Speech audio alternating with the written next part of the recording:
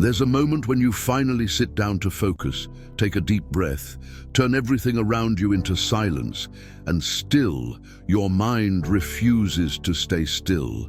It's like trying to hold water in your hands. The tighter you squeeze, the faster it slips through your fingers.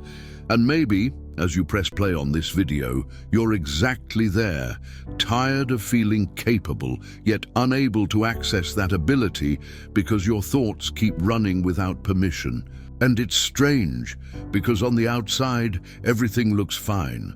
But inside, there's this constant buzzing that makes it impossible to simply be.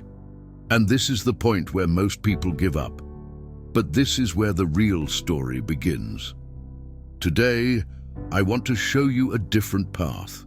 One that doesn't demand that you control your mind, but begins when you understand why it behaves this way and how to approach it instead of fighting against it. And since we're stepping into this journey together, take a moment to subscribe to the channel and activate the notifications, because every week I bring conversations like this. Conversations that help you find productivity without anxiety, with more presence and less self-pressure. Now take a deep breath and come with me. When the mind won't stay still, the first feeling is failure, as if something is wrong with you, as if everyone else can focus, except you. But there's something almost poetic in the fact that a mind that moves too much is actually trying to protect you. It's like a night guard who never received proper training and thinks every sound is danger. He runs, he turns on the lights, he checks every corner. And you, who just wanted to write an email, end up stuck watching this whole parade inside your head. And maybe no one has ever told you this, but your difficulty focusing isn't a lack of discipline. It's an excess of internal vigilance. And here's the part almost nobody notices.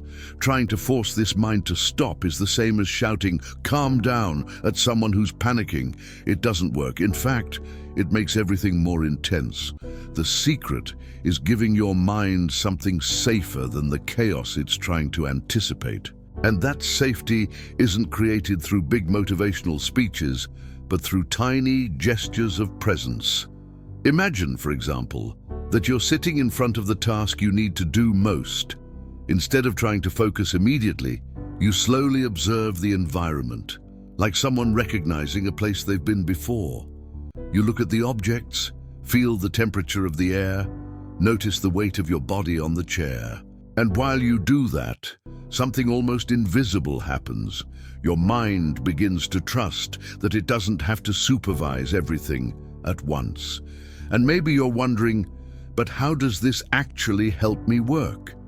This is where a second movement begins, almost like a quiet dance between you and your attention. Think of a cinematic camera that starts blurred and slowly adjusts to the protagonist.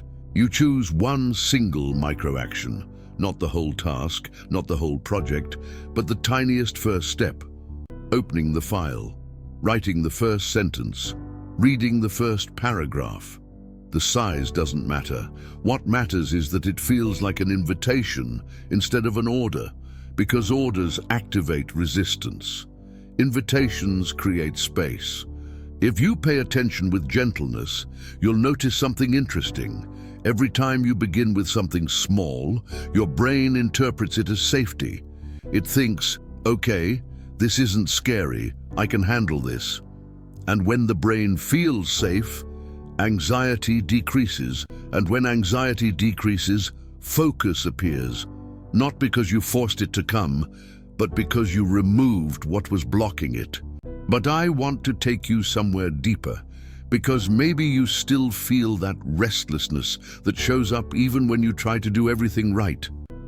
Imagine you're walking through a dense forest at night with only a small flashlight. With each step, sounds appear from the sides, things move, branches snap. Your anxious mind works exactly like that. It projects scenarios to try to predict what might go wrong. And you don't need to destroy this forest to find peace. You just need to adjust the flashlight. Instead of pointing it everywhere, you aim it at the path directly in front of you. 1 meter. That's it. Focus is that flashlight. It never lights everything at once. Trying to do so only increases the sense of danger. And now comes a moment most people ignore. The realization that focus isn't a state. It's a movement, a continuous returning. It's normal to lose focus. It's normal for the mind to wander. The problem isn't wandering. The problem is how you treat yourself when it happens. When you judge yourself, the body goes into alert. When you treat yourself gently, the body recalibrates. And when the body recalibrates, focus slips back in, quiet, natural, almost shy. I want you to imagine another scene right now. You're sitting in front of your task. You notice your attention drift, and instead of panicking, you smile at it as if saying, "It's okay. I'm coming back." And you return. No drama, no guilt, no heavy narrative like "I can never focus." This creates a completely different cycle inside you. A cycle where focus isn't a battle, but a place you can always return to. And only now, at this exact point, comes the most powerful insight of this entire video. You don't need a quiet mind to focus. Focus doesn't come from mental silence. It comes from alignment between what you feel and what you're willing to do right now. Even if it's small, even if it's imperfect, even if your mind is restless. Focus is a repeated choice, not a constant state of concentration. And when you understand this, everything shifts. Pressure decreases, self-criticism softens, your breath deepens, and without even noticing, you become someone capable of getting things done, even on the days when your mind feels chaotic. Because, in truth, your mind was never the enemy.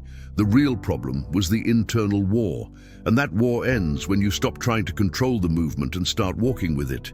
If this conversation made sense to you, there's another video here on the channel that goes even deeper into the connection between anxiety, focus E, and peaceful productivity. It's appearing on the screen right now.